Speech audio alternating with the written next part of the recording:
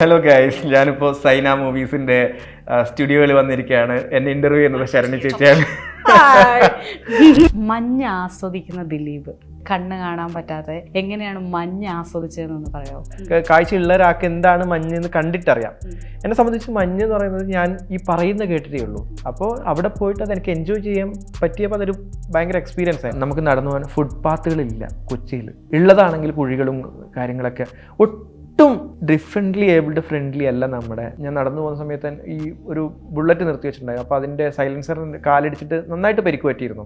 അപ്പോൾ ഇങ്ങനെ സൈഡിലൊക്കെ നമ്മളിങ്ങനെ നടന്നു പോകുന്ന വഴിയിലൊക്കെ വാഹനങ്ങൾ നിർത്തിയിടുക, അത് മാറേണ്ടിയിരിക്കുന്നു. കാരണം ഭയങ്കര ബുദ്ധിമുട്ടാണ്. ഒരു കാഴ്ചയില്ലാത്ത വ്യക്തി എന്നുള്ളത് ഞാൻ എക്സ്പീരിയൻസ് ചെയ്ത ഒരു കാര്യമാണ്. എനിക്ക് ഒറ്റയ്ക്ക് സഞ്ചരിക്കാൻ ഭയങ്കര പേടിയാണ്. താജ്മഹലിൻ്റെ യഥാർത്ഥ രൂപം മനസ്സിലാക്കാൻ പറ്റിയില്ലെങ്കിൽ ആ താജ്മഹൽ എന്ന് പറയുന്ന ആ ബിൽഡിംഗ് എനിക്ക് തൊടാൻ പറ്റി എന്നുള്ളത് എന്നെ സംബന്ധിച്ച് ഭയങ്കര സന്തോഷമുള്ളതാണ്. എൻ്റെ റൂമിലൊക്കെ ഒരാൾ വന്നു കഴിഞ്ഞാൽ ഞാൻ ഇടിക്കും. കള്ളം വന്നാൽ ഇടിച്ച് നാശിപ്പിക്കും ഞാൻ. അതൊക്കെ പറ്റും. ഫിസിക്കലി പ്രശ്നമില്ലല്ലോ ചേച്ചി, കാഴ്ചക്കല്ലേ പ്രശ്നമുള്ളൂ. എനിക്ക് പുറത്ത് പോയിട്ട് അവിടുത്തെ ഈ ഇൻഫ്രാസ്ട്രക്ചർ ഫെസിലിറ്റീസ് മനസ്സിലാക്കണമെന്നുണ്ട് ചേച്ചി. അവിടെ എങ്ങനെയാണ് വിഷ്വലി ഇമ്പയർഡ് അല്ലെങ്കിൽ ഡിഫറെൻ്റ്ലി ഏബിൾഡ് ആയിട്ടുള്ള ആളുകളെ കെയർ ചെയ്യുന്നതെന്ന് എനിക്ക് മനസ്സിലാക്കണം. എൻ്റെ ഫ്രണ്ട്സ് എനിക്ക് വേണ്ടിയിട്ട് അവർ ചെയ്യുന്നതിന് ഉപരി അവർ എൻ്റെ കൂടെ നിൽക്കുക ചെയ്യുന്നത്. ഇന്ന് എന്നോടൊപ്പം ഉള്ളത് ദിലീപാണ്. നമസ്കാരം. നമസ്കാരം. ദിലീപെ, ഞാൻ കഴിഞ്ഞിടെ ദിലീപിന്റെ ഒരു വ്ലോഗ് കണ്ടു. അങ്ങനെ ഞാൻ ശരിക്കും ഇന്റർവ്യൂവിന് വിളിക്കുന്നത്. മഞ്ഞിൽ ചെന്നിട്ട് മഞ്ഞ് ആസ്വദിക്കുന്ന ദിലീപ്, അതിന് ഭയങ്കരമായിട്ട് എനിക്ക് ഇഷ്ടമായ ആ ഒരു ഫീല്. അതായത് കണ്ണ് കാണാൻ പറ്റാതെ എങ്ങനെയാണ് മഞ്ഞ് ആസ്വദിച്ചതെന്നൊന്ന് പറയാമോ? ഇപ്പോൾ കാഴ്ചയില്ലാത്ത ആളാണെങ്കിൽ ഇപ്പൊ മഞ്ഞ് ഇപ്പോൾ ചേച്ചിയാണെങ്കിൽ ഇപ്പോൾ ചിത്രത്തിലും അല്ലെങ്കിൽ ഇങ്ങനെയൊക്കെ കണ്ടിട്ടുണ്ടാവില്ല, നേരിട്ട് എക്സ്പീരിയൻസ് ചെയ്തിട്ടില്ല. മഞ്ഞ് നമുക്ക് സ്വാഭാവികമായിട്ട് നമുക്ക് എല്ലാവർക്കും അറിയാം. കാഴ്ചയുള്ള ഒരാൾക്ക് എന്താണ് മഞ്ഞ് എന്ന് കണ്ടിട്ടറിയാം. എന്നെ സംബന്ധിച്ച് മഞ്ഞ് എന്ന് പറയുന്നത് ഞാൻ ഈ പറയുന്ന കേട്ടിട്ടേ ഉള്ളൂ. ഇപ്പൊ നമ്മളിവിടെ മഞ്ഞ് ഓൾറെഡി നമ്മൾ ഈ ഐസൊക്കെ നമ്മളിവിടെ ഫ്രിഡ്ജിലൊക്കെ കാണുന്ന പോലെ. പക്ഷെ എൻ്റെ ഒരു ഞാൻ എന്ന് പറയുന്നത് അപ്പോൾ എനിക്കതൊരു ഫസ്റ്റ് എക്സ്പീരിയൻസ് ആണ് ഈ നമ്മുടെ ഒരു മഞ്ഞുമല എന്നൊക്കെ പറയുന്നത്. എല്ലാവരും ചിത്രത്തിലൊക്കെ കണ്ടു, പക്ഷെ ഞാൻ ഇതുവരെ കണ്ടിട്ടില്ല. അപ്പോൾ ഞാൻ ഇതുവരെ അത് എക്സ്പീരിയൻസ് ചെയ്തിട്ടില്ല. അപ്പോൾ അവിടെ പോയിട്ട് അത് എനിക്ക് എൻജോയ് ചെയ്യാൻ പറ്റിയപ്പോൾ അതൊരു ഭയങ്കര എക്സ്പീരിയൻസ് ആയിരുന്നു. എവിടെയായിരുന്നു പോയത്? മണാലി. ഇപ്പം 6ാം ക്ലാസ് വരെ കാഴ്ച ഉണ്ടായിരുന്നു അല്ലേ? 6ാം ക്ലാസ് വരെ ഫുൾ ആയിട്ടുണ്ടായിരുന്നില്ല, പാർഷ്യലി ആയിരുന്നു. എനിക്ക് കാഴ്ച ഉണ്ടായിരുന്നു. അതായത് എനിക്ക് വിഷ്വൽ എന്താണെന്നറിയാം. എനിക്ക് കളർ തിരിച്ചറിയാമായിരുന്നു. അത്യാവശ്യം വലിയ അക്ഷരങ്ങൾ അടുത്ത് വെച്ചാൽ വായിക്കാൻ പറ്റുമായിരുന്നു. അതൊക്കെ എനിക്ക് പറ്റുമായിരുന്നു. പിന്നീടാണ് 6th സ്റ്റാൻഡേർഡ് തൊട്ടാണ് ഞാൻ ടോട്ടലി ബ്ലൈൻഡ് ആയി തുടങ്ങിയത്. ദിലീപിന്റെ വീട് കാസർഗോഡാണ്. കാസർഗോഡ് നിന്ന് ഇപ്പം എറണാകുളത്ത് വന്ന് നിൽക്കുകയാണ്. ഇപ്പൊ എറണാകുളത്ത് മഹാരാജ് കോളേജിൽ എന്താ പഠിക്കുന്നത്? പൊളിറ്റിക്കൽ സയൻസ് PG ആണ്. കഴിയാറായി അല്ലേ? എങ്ങനെയുണ്ടായിരുന്നു ഈ എറണാകുളത്തേക്ക് ആദ്യത്തെ വരവായിരുന്നോ അതോ BEd എവിടെയായിരുന്നു ചെയ്തത്? അല്ല ചേച്ചി, ഞാൻ എറണാകുളത്തേക്ക് വളരെ ചെറുപ്പത്തിൽ തന്നെ എൻ്റെ ഒരുപാട് ആവശ്യങ്ങൾക്ക് ഒരുപാട് പ്രാവശ്യം വന്നിട്ടുണ്ട്. ഇവിടെ പഠിക്കാനായിട്ട് ഞാൻ ആദ്യമായിട്ട് വരുന്നതാണ്. അതായത് ഇത്രയും ലോങ് കാലയളവിൽ നിൽക്കുന്നത് ഈ പഠിക്കുന്ന ടൈമിലാണ്. അത് ചോദിക്കാൻ കാരണം തന്നെ എറണാകുളത്ത് ഇപ്പൊ ചെറുതിലേ വന്നിട്ടുണ്ടെന്ന് പറഞ്ഞു. അന്നത്തെ ഒരു ഇതല്ല, അന്നിപ്പം പേരൻസ് ഉണ്ട്. ഇന്ന് ദിലീപിന്റെ അങ്ങനെയല്ല, പേരൻസിന്റെ കൂടെ അല്ല. ഞാൻ അല്ലാണ്ട് തന്നെ ഞങ്ങള് പല ക്രിക്കറ്റ് മാച്ചുകൾക്കും അല്ലെങ്കിൽ ചെസ് കളിക്കാനൊക്കെ അല്ലെങ്കിൽ ഫ്രണ്ട്സിന്റെ അടുത്തൊക്കെ ഞാൻ ഒരു 10th തൊട്ടൊക്കെ ആ സമയത്തൊക്കെ വരുമായിരുന്നു. അത് പല പ്രാവശ്യം ഒറ്റയ്ക്ക് തന്നെ വരാറുമുണ്ട്. ഒറ്റയ്ക്ക് കാസർഗോഡ് നിന്ന് ഇവിടെ വരെ? അതെ. ആ ഒരു എക്സ്പീരിയൻസ് ആണ് ഇങ്ങനെ വ്ലോഗ് തുടങ്ങാനുള്ള ഒരു കാരണം. വ്ലോഗ് തുടങ്ങാനുള്ള കാരണം നമ്മൾ കൊറോണ സമയത്ത് എല്ലാവരും തുടങ്ങിയ ഒരു കാര്യമായിരുന്നു. അത് ഈ തുടങ്ങിയത് എന്നെ സംബന്ധിച്ച് സാധാരണ ഒരു ക്ലീഷേ, എല്ലാവരും തുടങ്ങിയാണല്ലോ. പക്ഷെ ഞാനത് US ഒരു വിഷ്വലി ഇമ്പയർഡ് വ്ലോഗർ ഉണ്ട് ചേച്ചി, ഒരു മോളി എന്ന് പറഞ്ഞിട്ട്. അപ്പൊ അവര് ഒരു കാഴ്ചയില്ലാത്തൊരു പെൺകുട്ടിയുടെ ലൈഫ് എങ്ങനെയാണെന്ന് പറഞ്ഞിട്ട് അവർ വ്ലോഗ് ചെയ്യുന്നത്. അവരുടെ അതായത് ഡിഫറെൻ്റ് ആയിട്ട് കാഴ്ചയില്ലാത്തവർ പല കാര്യങ്ങളും ചെയ്യുന്നത് എങ്ങനെയാണെന്നുള്ള ഒരു വ്ലോഗ്. അപ്പോൾ ആ ഒരു വ്ലോഗാണ് എന്നെ ഇങ്ങനൊരു ആശയത്തിലേക്ക് എത്തിച്ചത്. പിന്നെ എന്നോട് ആദ്യം തുടങ്ങാന്ന് പറയുന്നത് എൻ്റെ അനിയത്തി ദീപികയാണ്. അപ്പം അങ്ങനെ ഞങ്ങളിങ്ങനെ ഒരു പ്രതീക്ഷയില്ലാതെ സ്റ്റാർട്ട് ചെയ്തു. അപ്പം അതിപ്പോ ചേച്ചിയുടെ മുന്നിൽ വരെ ഇരിക്കുന്നു ആ യാത്ര. അയ്യോ, അതെന്താണെന്നറിയോ, ഞാൻ പറഞ്ഞില്ലേ ദിലീപിന്റെ പല വ്ളോഗ്സും ഞാൻ കാണാറുണ്ട്. അതിൽ ദിലീപ് അതിനെ എങ്ങനെ നോക്കിക്കാണുന്നു, അതായത് കണ്ണുള്ള ഒരാൾ എങ്ങനെ നോക്കിക്കാണുന്നു, കണ്ണില്ലാത്ത ഒരാൾ എങ്ങനെ നോക്കിക്കാണുന്നു എന്നുള്ളൊരു എക്സ്പീരിയൻസ് ഉണ്ടല്ലോ. അത് കേൾക്കാനാണ് കൂടുതൽ ആളുകൾ നിൽക്കുന്നത്. അതെ, അതായത് എന്നെ സംബന്ധിച്ച് ഞാൻ എങ്ങനെ ആസ്വദിക്കുന്നു എന്നുള്ളത് മറ്റുള്ളവർക്ക് ബോധ്യപ്പെടുത്തി കൊടുക്കുക എന്നുള്ളതാണ് ഞാൻ ചെയ്യുന്നത്. ഇപ്പോൾ സിനിമ കാണുക എന്ന് പറയുന്ന സിനിമ ഞാൻ ആസ്വദിക്കുകയാണ്. യൂഷ്വലി നമ്മൾ എല്ലാവരും യൂസ് ചെയ്ത് ഇപ്പൊ കാണുക എന്ന് തന്നെ എല്ലാവരും പറയാം. പക്ഷെ എന്നെ സംബന്ധിച്ച് ഞാൻ സിനിമ ആസ്വദിക്കുകയാണ്. എല്ലാവരും സിനിമ ആസ്വദിക്കുകയാണ്. നമ്മള് സിനിമ കാണുക മാത്രമല്ലല്ലോ ചെയ്യണേ. ഇപ്പൊ നമ്മൾ ആ കേൾക്കുന്നുണ്ട്, ആ ഒരു സിനിമയുടെ ഒരു പകുതി ശബ്ദവും പകുതി കാഴ്ചയാണല്ലോ. അപ്പൊ എനിക്ക് കാഴ്ചകൾ കാണാൻ പറ്റില്ലെങ്കിലും ഞാൻ ശബ്ദങ്ങൾ കേൾക്കുന്നുണ്ട്, സിനിമയുടെ ബാക്ക്ഗ്രൗണ്ട്, ഡയലോഗ്, പ്രസന്റേഷൻസ് ഒക്കെ ആസ്വദിക്കുന്നുണ്ട്. പിന്നെ ഇപ്പൊ എന്റെ കൂടെ വന്ന ഹരിയുടെ കൂടെയൊക്കെയാണ് ഞങ്ങൾ അധികം സിനിമ കാണാൻ പോകാറ്. അപ്പൊ അവൻ ഇപ്പൊ എനിക്കൊന്നും മനസ്സിലാത്ത കാര്യങ്ങളൊക്കെ അവനിങ്ങനെ എക്സ്പ്ലെയിൻ ചെയ്തു തരും. അവനുണ്ട്, ഗൂഗിളുണ്ട്, കുറെ പേര് ഞങ്ങൾ എൻ്റെ ചുറ്റുമുള്ള ഫ്രണ്ട്സ് എന്നെ ഭയങ്കരമായിട്ട് ഈ കാര്യങ്ങൾക്ക് ഹെൽപ്പ് ചെയ്യാറുണ്ട്. ഇപ്പോൾ ഈ സിനിമ ആസ്വദിക്കാൻ പോകുന്ന സമയത്തൊക്കെ ഫ്രണ്ട്സ് അതുപോലെ കെയർ ചെയ്യുന്നുണ്ടല്ലേ, അതായത് പരിഗണിക്കുന്നുണ്ട് ഈ ആളേക്കും കൂടെ. എന്നെ സംബന്ധിച്ച് എൻ്റെ ഫ്രണ്ട്സ് എനിക്ക് വേണ്ടിയിട്ട് അവര് ചെയ്യുന്നതിന് ഉപരി അവര് എൻ്റെ കൂടെ നിൽക്കുക ചെയ്യുന്നത്. അല്ലാതെ ഇപ്പോ എനിക്ക് ഇങ്ങനെ ചെയ്തു തരണം എന്നുള്ളൊരു ഒരു ചിന്തയിൽ നിന്നൊന്നും അല്ല. അവരൊരു ഫ്രണ്ട്സ് ആയിട്ട് ഒരു രീതിയിലാണ് ചെയ്തു തരുന്നത്. എനിക്ക് അങ്ങനെയാണ് ഫീൽ ചെയ്തിട്ടുള്ളത്.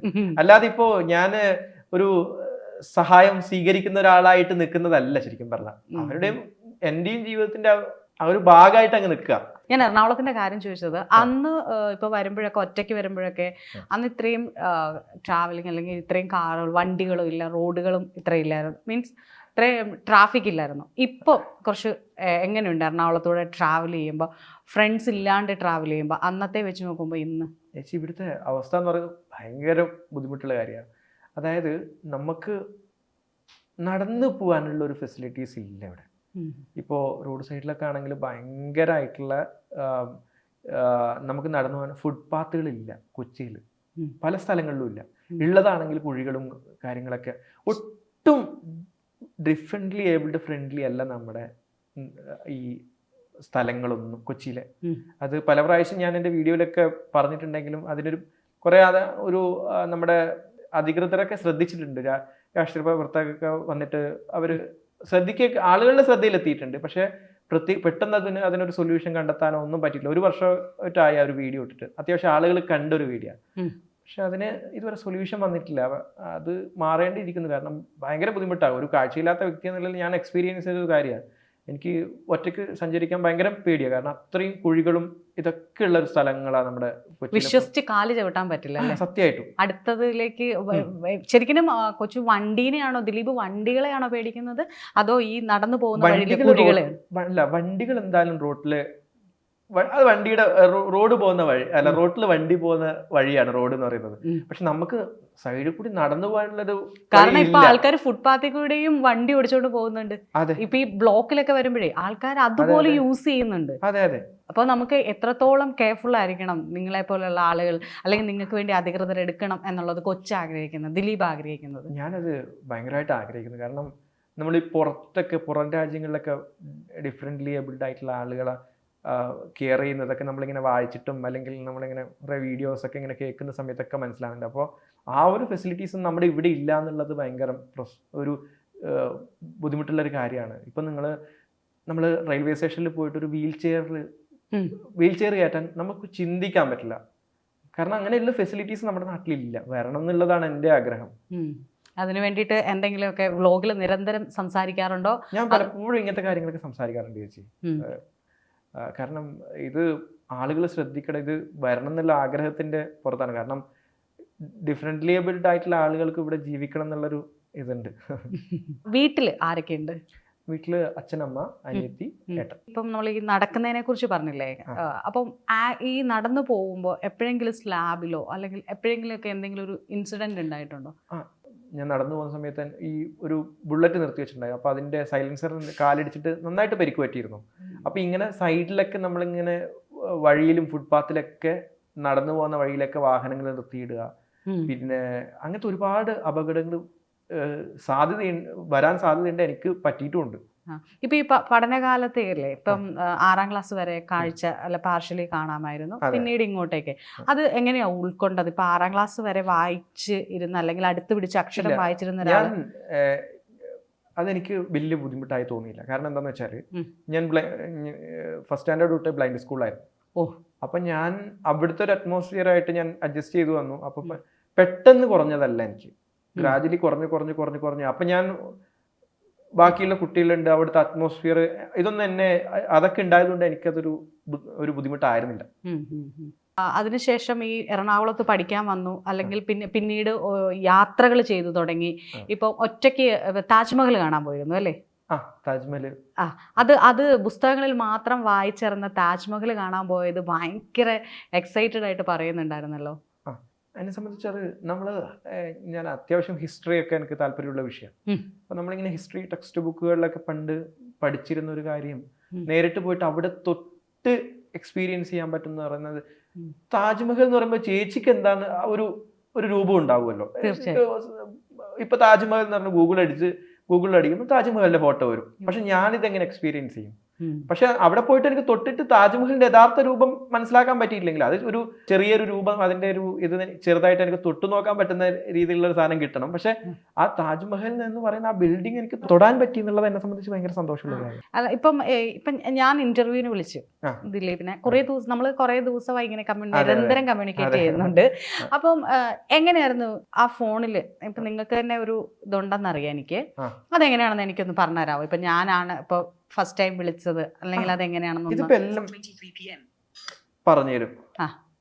അതായത് Instagram, safari, phone settings, YouTube settings, ഇങ്ങനെ എല്ലാം അനൗൺസ് ചെയ്ത് തരും. ഇപ്പൊ എന്നെ ഒന്ന് കോൾ ചെയ്യണമെങ്കിൽ എങ്ങനെയായിരിക്കും?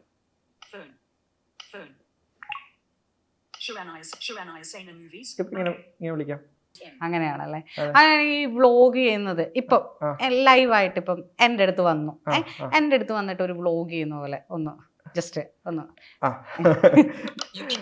ക്യാമറ ഞാൻ തന്നെ ഇങ്ങനെ സെൽഫ് ഇത് ചെയ്താൽ മതി. ബാക്ക് ക്യാമറ ആണോ പിടിക്കുന്നല്ലേ? പിടിച്ചു നോക്കട്ടെ. ഒരു വ്ലോഗ് ചെയ്തേ നമ്മുടെ അടുത്ത് വന്നതിനെ കുറിച്ച്.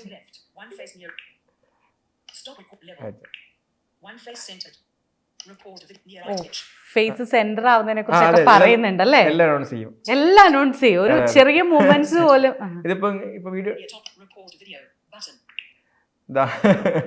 ഹലോ ഗൈസ്, ഞാനിപ്പോ സൈന മൂവീസിന്റെ സ്റ്റുഡിയോയിൽ വന്നിരിക്കുകയാണ്. എന്നെ ഇന്റർവ്യൂ ചെയ്യുന്നത് ശരണി ചേച്ചിയാണ്. ഇങ്ങനെ എല്ലാം പറ്റും അനൗൺസ് ചെയ്യുന്നോണ്ട്.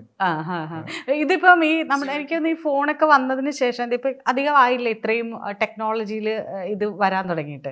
അപ്പം ഈ ആദ്യ ഘട്ടത്തിൽ ഇത് എങ്ങനെയുണ്ടായിരുന്നു? ഈ വ്ളോഗ് എടുക്കാനാണെങ്കിൽ ഇപ്പൊ അനിയത്തി ഹെൽപ്പ് ചെയ്തു എന്ന് പറഞ്ഞു. അതിനുശേഷം ഒറ്റയ്ക്ക് ചെയ്യുമ്പോൾ എത്രത്തോളം ഉണ്ടായിരുന്നു? ഞാനിപ്പോ ഒറ്റയ്ക്ക് ആയിരിക്കുന്ന സമയത്ത് ഞാൻ ഒറ്റയ്ക്ക് ചെയ്യുന്നു, അല്ലെങ്കിൽ എന്റെ ഫ്രണ്ട്സ് അധികം സഹായിക്കാറുണ്ട്. ഒറ്റയ്ക്ക് ചെയ്യുമ്പോൾ ഞാൻ ആദ്യമൊക്കെ അനിയത്തിക്ക് എല്ലാ സമയത്തും അവൈലബിൾ ആവില്ല. അപ്പൊ ഞാൻ എന്ത് ചെയ്യും, ഞാൻ ഇങ്ങനെ വീഡിയോസ് എടുത്തിട്ട് അവക്ക് കൊണ്ടുപോയി കാണിക്കും. അപ്പൊ ചില സമയത്ത് എന്റെ തലയുണ്ടാവില്ല, നേരെ കിട്ടില്ല. അപ്പൊ അങ്ങനെ ഞാൻ ഫോണിൽ ഞാൻ ട്രൈ ചെയ്ത് ഇപ്പൊ എനിക്കത് എടുക്കാൻ പറ്റുന്ന രീതിയിലായി. അതായത് എനിക്ക് പൊസിഷൻ മനസ്സിലായി, എവിടെ പിടിച്ചു കഴിഞ്ഞാൽ കിട്ടും എന്നുള്ളത്. അതിപ്പോ എനിക്ക് മനസ്സിലായി. അതിനകത്ത് കറക്റ്റ് പറയുന്നുണ്ട്, തല സെന്റർ ആയിട്ടില്ല, ഇടിച്ചിട്ട് മാറ്റി വെക്കണം എന്ന് പറയുന്നുണ്ട്. അതല്ലേ ചേച്ചി, അത് എന്റെ ആദ്യത്തെ ഫോണിലൊന്നും ഉണ്ടായിരുന്നില്ല. ഇത് ഞാൻ ഒരു 7-8 മാസമായിട്ടുള്ള ഈ ഫോൺ മേടിച്ചിട്ട്. ഇത് അത്യാവശ്യം ആക്സസിബിൾ ആണ്. ആദ്യകാലങ്ങളിൽ എഡിറ്റ് ഒക്കെ ചെയ്തു തന്നോണ്ടിരുന്ന ആരായിരുന്നു? ആദ്യകാലങ്ങളിൽ അനിയത്തി തന്നെ. ഞങ്ങള് രണ്ടുപേരും ആണ് തുടങ്ങിയത്. അപ്പൊ അവളെ കൊണ്ട് യൂട്യൂബ് നോക്കി എല്ലാം പഠിപ്പിച്ചു. അവളെ കൊണ്ട് നിർബന്ധിച്ച് പഠിപ്പിച്ചു, അവളെ കൊണ്ട് നിർബന്ധിച്ച് വീഡിയോ എടുപ്പിച്ചു. അങ്ങനെയൊക്കെ ചെയ്ത. പിന്നെ അവള് ആദ്യമൊക്കെ ഭയങ്കര താല്പര്യം അവക്കായിരുന്നു. അപ്പൊ പിന്നെ അങ്ങനെയാണ് ഞങ്ങളുടെ എല്ലാം നടന്നത് ആദ്യമൊക്കെ. പിന്നീട് ഇപ്പൊ സുഹൃത്തുക്കൾ ആ സമയത്തും സുഹൃത്തുക്കൾ ഉണ്ടായിരുന്നു. ആ സമയത്ത് കൊറോണ ആയതുകൊണ്ട് പുറത്തു പോകാൻ പറ്റാത്തൊരവസ്ഥയായിരുന്നല്ലോ.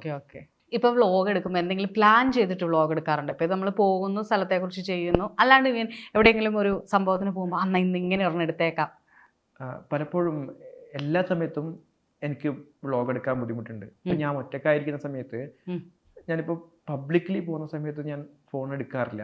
കാരണം ഇപ്പൊ ഒരാൾ എൻ്റെ കയ്യിൽ നിന്ന് ഫോൺ വാങ്ങിച്ചു കൊണ്ടുപോയാൽ ആരാ വാങ്ങിച്ചത്, ആ ഒരു തെളിവ് എനിക്ക് പെട്ടെന്ന് കണ്ടുപിടിക്കാൻ പറ്റില്ലല്ലോ. ഒരു തെളിവ് ഉണ്ടാവില്ലല്ലോ. കാരണം ഒരാൾ വാങ്ങിച്ചു പോയി ആര് വാങ്ങിച്ചു എന്ന് പോലും അറിയില്ലല്ലോ. വേറൊരാൾ എൻ്റെ കയ്യിൽ നിന്ന് ഫോൺ എടുത്ത് കൊണ്ടുവന്ന് വേറൊരാൾ കണ്ടാൽ മാത്രമല്ലേ അറിയുള്ളൂ. അപ്പൊ അങ്ങനെ ഒരു ഭയമുണ്ട്. അതുകൊണ്ട് ഞാൻ കംഫർട്ടബിൾ ആയിട്ടുള്ള പ്ലേസിൽ നിന്ന് വ്ളോഗ് എടുക്കാറില്ല. അതുകൊണ്ട് എനിക്ക് ചില സമയത്ത് നല്ല നല്ല കണ്ടന്റുകൾ മിസ്സാവാറുണ്ട്. ഇപ്പൊ ഈ പറഞ്ഞ പോലെ പേടിയുണ്ടോ അങ്ങനെ പബ്ലിക്കിൽ ഇറങ്ങി നടക്കുമ്പോൾ? ലൈക്ക് ഇപ്പം പറഞ്ഞല്ലോ മൊബൈൽ തട്ടി നമുക്ക് എന്തെങ്കിലും നമ്മളെ അപകടപ്പെടുത്തുന്നു അല്ലെങ്കിൽ നമ്മുടെ കയ്യിൽ നിന്ന് തട്ടിപ്പറിക്കുന്നു, അങ്ങനെ എന്തെങ്കിലും ഒരു ഭയം ഉണ്ടോ? ഇല്ലേ, അതായത് ഈ ഫോണൊക്കെ വ്ളോഗ് മുകളിലെടുത്ത് പോകുമ്പോഴേ പ്രശ്നമില്ലു, അല്ലാണ്ട് എനിക്ക് ഭയമില്ല. അതായത് ഇപ്പം നമ്മുടെ കയ്യിൽ ക്യാഷ് ഒക്കെ ഉണ്ടെങ്കിൽ? ഇല്ല ചേച്ചി, എന്റെ ശരീരത്തിൽ ഇതൊക്കെ പ്രൊട്ടക്ട് ചെയ്യാൻ എനിക്ക് പറ്റും. അത് സൂപ്പർ ആട്ടോ, കോൺഫിഡൻസ് അടിപൊളിയാണ്. ഒരു സ്റ്റിക്ക് ഇപ്പൊ എറണാകുളത്ത് നടക്കുമ്പോൾ സ്റ്റിക്ക് ഉണ്ടോ വൈറ്റ്? ഉണ്ടല്ലേ. അത് എവിടെയെങ്കിലൊക്കെ സുഹൃത്തുക്കളുടെ കൂടെ പോകുമ്പോ എടുക്കാറുണ്ടോ? എടുക്കാറില്ല. ഇടവും വല്ലവരുണ്ടല്ലോ അല്ലെ. അപ്പൊ ഈ ഇപ്പം എന്തൊക്കെ കാര്യങ്ങൾ എക്സ്പീരിയൻസ് ചെയ്തു, ഇനി എന്തൊക്കെ എക്സ്പീരിയൻസ് ചെയ്യാനുണ്ട് താല്പര്യം? ഇതിലൊക്കെ മീഡിയാസിലൊക്കെ ചോദിക്കുമ്പോൾ പറയുന്ന ഒരു കാര്യം എന്ന് പറഞ്ഞാൽ, എനിക്ക് പുറത്ത് പോയിട്ട് അവിടുത്തെ ഈ ഇൻഫ്രാസ്ട്രക്ചർ ഫെസിലിറ്റീസ് മനസ്സിലാക്കണമെന്നുണ്ട് ചേച്ചി. കാരണം ഇവിടുത്തെ നമ്മളുടെ ഭിന്നശേഷി സൗഹൃദമല്ലാത്തൊരു അന്തരീക്ഷത്തിൽ നിന്ന് ഡെവലപ്ഡ് ആയിട്ടുള്ള കൺട്രീസിലത്തെ ഒരു അവസ്ഥ മനസ്സിലാക്കണമെന്നുണ്ട്. അവിടെ എങ്ങനെയാണ് വിഷ്വലി ഇമ്പയർഡ് അല്ലെങ്കിൽ ഡിഫറെൻ്റ്ലി ഏബിൾഡ് ആയിട്ടുള്ള ആളുകളെ കെയർ ചെയ്യുന്നതെന്ന് എനിക്ക് മനസ്സിലാക്കണമെന്നുണ്ട്. അപ്പോൾ അങ്ങനെ ഒരു ആഗ്രഹമുണ്ട്. അതിൽ ട്രൈ ചെയ്തിട്ടില്ലായിരുന്നോ? ലൈക്ക് വെളിയിലേക്ക് പഠിക്കാൻ പോകാനൊന്നും? പഠിക്കാൻ പോകാൻ ഇതുവരെ ട്രൈ ചെയ്തിട്ടില്ല. പക്ഷെ അങ്ങനെ എനിക്ക് വേറെ നാട്ടിൽ പോയി കുറെ കാലം ജീവിക്കണമെന്നില്ല. ആ ഫെസിലിറ്റീസ് നമ്മുടെ നാട്ടിൽ വരണം എന്നില്ല ആഗ്രഹമാണ്. അതായത് അവിടെ ചെന്ന് വിസിറ്റ് ചെയ്ത് അവിടെ എന്തൊക്കെയാണ് അവിടുത്തെ ഗവൺമെന്റ് അല്ലെങ്കിൽ സർക്കാർ ആ വ്യക്തികളോട് അല്ലെങ്കിൽ ഭിന്നശേഷിക്കാരായിട്ടുള്ള ആളുകളെ പ്രൊട്ടക്ട് ചെയ്യുന്ന അല്ലെങ്കിൽ അവരെ എങ്ങനെയാണ് സൗഹൃദപരമായി നോക്കുന്നത് എന്നുള്ളത് അറിഞ്ഞിട്ട് ഇവിടെ വരണം അല്ലേ? അങ്ങനെ ഒരു ആഗ്രഹമുണ്ട്. അയ്യോ, അത് നല്ല വലിയ ആഗ്രഹമാണ് കേട്ടോ. കാരണം പറയുമ്പോൾ തന്നെ നമുക്ക് ഫീൽ ചെയ്യുന്നുണ്ട്. പെട്ടെന്ന് എന്തായിരിക്കാം എന്നെ കുറിച്ച് പറയുമ്പോൾ? എന്റെ സൗണ്ട് ആണോ അതോ എന്തായിരിക്കും നിങ്ങൾ പെട്ടെന്ന് ക്യാച്ച് ചെയ്യുന്നത്? ശബ്ദം തന്നെയായി ചെയ്യും. ഒരാളെ ഐഡന്റിഫൈ ചെയ്യാന്ന് പറഞ്ഞത് എനിക്ക് ശബ്ദമാണ് ഇപ്പോൾ അല്ലെങ്കിൽ ഏറ്റവും ഞാൻ മനസ്സിലാക്കുന്ന ഒരു കാര്യം. ശബ്ദത്തിലൂടെയാണ് കൂടുതൽ കാര്യങ്ങൾ മനസ്സിലാക്കുന്നത്. അപ്പൊ ഇനിയിപ്പോ എന്റെ ശബ്ദം എവിടെ വെച്ച് കേട്ടാലും ഷർണി ചേച്ചി ആണോ എന്നുള്ള അങ്ങനെയില്ല ചേച്ചി. ഇപ്പോ പൊതുവെ കാഴ്ചയില്ലാത്തവരെ പറ്റിയിട്ടുള്ള പൊതുവായിട്ടുള്ള ധാരണ എന്താ അറിയോ, ഇപ്പൊ നാട്ടിൽ എപ്പോഴും കാണുന്ന ഒരാളാണെങ്കിലും എന്നെ പരീക്ഷിക്കാൻ വേണ്ടിട്ട് എന്നെ മനസ്സിലായോ എന്ന് പറഞ്ഞാൽ ചോദിക്കും. പക്ഷെ നമുക്ക് അങ്ങനെ മനസ്സിലാവണമെന്നില്ല. കാരണം നമ്മൾ അങ്ങനെ എല്ലാവരും ശബ്ദം ഓർത്തു വെക്കണം എന്നൊന്നുമില്ല. പെട്ടെന്ന് ഇപ്പോ ക്രൗഡിന്റെ ഇടയിൽ നിന്ന് പെട്ടെന്ന് ഒരാൾ വന്നിട്ട് എന്റെ ഒച്ചത്തിൽ വിളിച്ചു കഴിഞ്ഞാൽ ഞാൻ പെട്ടെന്ന് മനസ്സിലാവില്ല. പക്ഷെ നമ്മളെ ശബ്ദം നമ്മളുടെ ഒരാളെ മനസ്സിലാക്കാനുള്ള ഒരു ശബ്ദവും സംസാര രീതിയും രീതിയൊക്കെ. അതെ, ഒരു രീതി ഉണ്ടല്ലോ എല്ലാവർക്കും, ഭയങ്കര വ്യത്യസ്തമായിട്ടുള്ള. ഇപ്പം സിനിമയുടെ കാര്യം പറഞ്ഞു, പാട്ടൊക്കെ പാടുവോ? ഇല്ല ചേച്ചി. ഇല്ല ചേച്ചി. പിന്നെ എന്താ സിനിമയിൽ പിന്നെ എന്തൊക്കെയാ ആസ്വദിക്കുന്നത്? ഈ പറയുന്ന ബാക്ക്ഗ്രൗണ്ട് സ്കോറും കാര്യങ്ങളും മാത്രമാണ് ആസ്വദിക്കുന്നത്? അല്ല, എനിക്ക് സിനിമ ഭയങ്കര താല്പര്യമുള്ളൊരു കാര്യമാണ്. പറ്റുവാണെങ്കിൽ ഒരു അഭിനയിക്കാനൊക്കെ മോഹമുണ്ട്. അങ്ങനെയല്ല, അത്രയും നമ്മളെ സിനിമ ഇൻഫ്ലുവൻസ് ചെയ്യുന്നത് പോലെ വേറെ ഒന്നും ഇൻഫ്ലുവൻസ് ചെയ്യില്ല. അത് മനസ്സിലാക്കിക്കൊണ്ട് എനിക്ക് സിനിമ എന്താണെന്ന് അറിയില്ല, എന്നെ ഏറ്റവും കൂടുതൽ സന്തോഷിപ്പിക്കുന്ന ഒരു കാര്യം സിനിമയാണ്. ഏറ്റവും ശരിക്കും എന്താണ് സന്തോഷം. നാളെ വരെ ഞങ്ങൾ ഒരു പടത്തിന്റെ ടിക്കറ്റ് എടുത്ത് ഇരിക്കുക. അതായത് ഇറങ്ങുന്ന സിനിമ ഇറങ്ങുന്ന ദിവസം കാണുന്നുള്ളതാണ് പോളിസി. കണ്ടിട്ട് കഥയൊക്കെ ഡിസ്കസ് ചെയ്യോ? പിന്നെ കഥ ഡിസ്കസ് ചെയ്യും, റിവ്യൂ ഇടുന്നുണ്ടല്ലോ. അപ്പം ഈ പറഞ്ഞതുപോലെ സിനിമ കണ്ട് ഇപ്പം അഭിനയിക്കാൻ ആഗ്രഹം ഉണ്ടെന്ന് പറഞ്ഞു. മോഹൻലാലിന്റെ ഒപ്പം സിനിമ കണ്ടിരുന്നു? അത് ചോദിക്കാൻ കാരണം അതിനകത്ത് മോഹൻലാൽ ഒരു ഡിസേബിൾ ആയിട്ടുള്ള ഒരാളാണ്, കാഴ്ചയില്ല. അദ്ദേഹം അതിനകത്ത് ചെയ്തു വെച്ചേക്കുന്നത് ഭയങ്കര എക്സ്ട്രാ ഓർഡിനറി പവറുള്ള ഒരു ബ്ലൈൻഡ് മാൻ ആയിട്ടാണ് അതിനകത്ത് വന്നിരിക്കുന്നത്. അത് പറ്റും ചേച്ചി. ഇപ്പോ അത് ശരിക്കും പറഞ്ഞ ആളുകള് അത് പറ്റുമോ എന്നുള്ള ചിന്തയുള്ള ആൾക്കാരുണ്ട്. പക്ഷെ ഇപ്പൊ അതിലെ ഫൈറ്റ് ഒക്കെ ഇല്ലേ, ഫൈറ്റ് ഒക്കെ ചെയ്യാൻ പറ്റും. ഇപ്പൊ ഫൈറ്റ് ചെയ്യാൻ പറ്റും. ദിലീപിനെ പറഞ്ഞു വിട്ട ഇപ്പൊ ദിലീപ് 2 പേരെ 3 പേരെ ഇടിക്കും അല്ലെ? അങ്ങനെ ഒരു കോൺഫിഡൻസ് ഉണ്ട്. അല്ല അങ്ങനെയല്ല, ഇത് നമ്മളിപ്പോ കംഫർട്ടബിൾ ആയിട്ടുള്ള ഒരു പ്ലേസ്. ഇപ്പൊ എന്റെ റൂമിലൊക്കെ ഒരാള് വന്നു കഴിഞ്ഞാൽ ഞാൻ ഇടിക്കും. കള്ളം വന്നാ ഇടിച്ച് നാശിപ്പിക്കും ഞാൻ. അതൊക്കെ പറ്റും. അത് അതായത് ആ പൊസിഷൻ മൊത്തം കാണാപ്പാടാണ്. ഫിസിക്കലി പ്രശ്നമില്ലല്ലോ ചേച്ചി, കാഴ്ചക്കല്ലേ പ്രശ്നമുള്ളൂ. ഇപ്പൊ എന്റെ റൂം എനിക്ക് അറിയാം, വൃത്തിയായിട്ട് എനിക്ക് പരിചയമുണ്ട്, അല്ലെങ്കിൽ എന്റെ വീട് എനിക്ക് പരിചയമുണ്ട്. ഇപ്പൊ നടുറോട്ടിൽ തന്നെ ഒരാൾ തല്ലിയിട്ട് ഓടിയാൽ എനിക്ക് ചിലപ്പോൾ കിട്ടണമെന്നില്ല. പക്ഷെ എന്റെ റൂമിൽ കിട്ടിയ ശരിയാക്കും. ലൈഫില് ഇന്ന ജോലി ചെയ്യണം എന്നൊരാഗ്രഹമുണ്ട്. ലൈക്ക് എന്താണ് ഒരു ജോലി കിട്ടിയാൽ ചെയ്യണമെന്ന് ആഗ്രഹമുള്ളത്? അങ്ങനെ ഞാനൊരു ബേസിക്കലി ഇപ്പൊ ഒരു ടീച്ചറാണ്, ക്വാളിഫൈഡ് ടീച്ചറാണ്, ഓ BEd ഉണ്ട്. അപ്പോൾ എനിക്ക് പഠിപ്പിക്കണം എന്ന് ആഗ്രഹമുണ്ട്. എനിക്ക് എന്റെ സോഷ്യൽ മീഡിയ കരിയർ മുന്നോട്ട് പോകണമെന്ന് ആഗ്രഹമുണ്ട്. എന്തൊക്കെയോ ചെയ്യണം എന്ന് ആഗ്രഹമുണ്ട്. എങ്ങനെ എന്താണെങ്കിലും ചെയ്യാൻ പറ്റും ദിലീപ്, ആ കോൺഫിഡൻസ് ഉണ്ടല്ലോ എന്താണെങ്കിലും. അപ്പം താങ്ക് യു ദിലീപേ. ഒരുപാട് സന്തോഷം. Thank you. Thank you.